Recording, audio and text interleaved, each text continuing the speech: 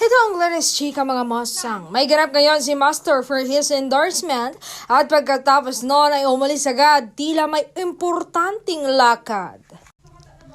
Ayon sa chismis, pupunta sa nobya, may dalangang merienda at chika pa ay susunduin daw dahil maghahapunan si aktres sa bahay nila. Diba? #CoupleThings.